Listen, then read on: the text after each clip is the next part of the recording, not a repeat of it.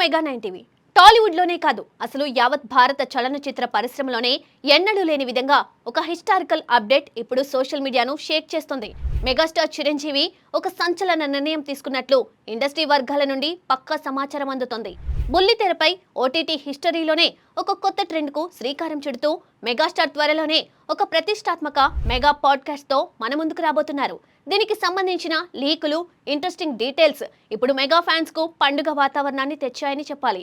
అసలు ఈ ప్రాజెక్టు వెనుక ఉన్న అసలు కథ ఏంటి, ఎందుకు ఈ టాక్ షో అంత స్పెషల్ కాబోతుంది అనేది ఒక్కసారి మనం ఇన్డెప్త్గా చూద్దాం.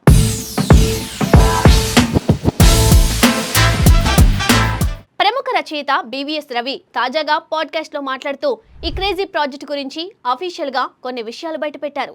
మెగాస్టార్ చిరంజీవి జీవితంలో ఎవరికీ తెలియని ఎన్నో అరుదైన అనుభవాలు, 4 దశాబ్దాల సినీ ప్రస్థానంలో దాగున్న రహస్యాలు, తెర వెనుక జరిగిన ఎమోషనల్ ముచ్చట్లను పంచుకునేలా ఈ సరికొత్త పాడ్కాస్ట్ను చాలా గ్రాండ్గా డిజైన్ చేస్తున్నట్లు ఆయన వెల్లడించారు. ఈ సందర్భంగా బీవీఎస్ రవి చేసిన వ్యాఖ్యలు ఇప్పుడు ఇండస్ట్రీ సర్కిల్స్లో మారుమోగిపోతున్నాయి. చిరంజీవి అనే ఒక సామాన్య వ్యక్తి బ్యాక్గ్రౌండ్ లేకుండా వచ్చి ఈ తెలుగు చలనచిత్ర సీమ అనే మహాసముద్రాన్ని అటు నుండి ఇటు ఒక 10 సార్లు ఈదారు.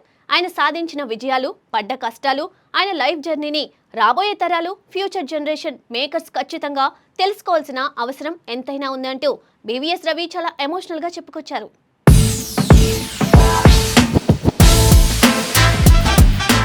గతంలో నందమూరి బాలకృష్ణతో అన్స్టాపబుల్ అనే టాక్ షోను నేషనల్ వైడ్ ట్రెండింగ్గా నిలపడంతో ఈ బీవీఎస్ రవి ఎంత కీలక పాత్ర పోషించారో, బాలయ్య బాబు ఎనర్జీకి తగ్గట్టు ఒక సరికొత్త డైమెన్షన్లో ఆ షోను స్క్రిప్ట్ చేసి ఓటీటీ రికార్డులను తిరగరాశారు.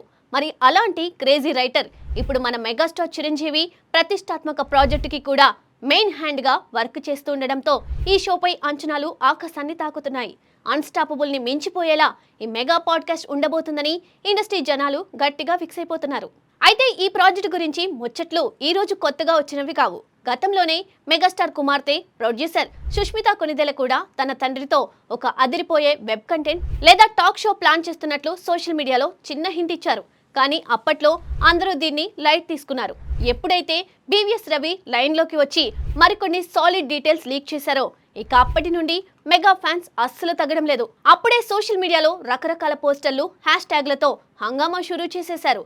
ప్రస్తుతం ఇండస్ట్రీ వర్గాల్లో, సినీ విశ్లేషకుల్లో ఒకటే పెద్ద సస్పెన్స్ నడుస్తోంది. అసలు ఈ పాడ్కాస్ట్ ఫార్మాట్ ఎలా ఉండబోతుంది?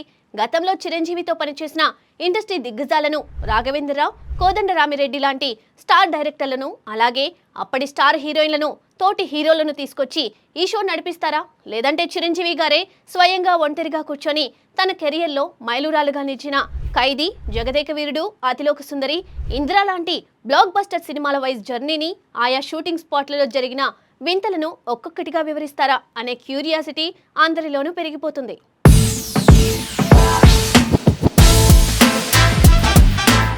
ఏదేమైనా ఈ సస్పెన్స్కు పూర్తి స్థాయిలో తెరపడాలంటే మరికొద్ది రోజులు ఆగాల్సిందే.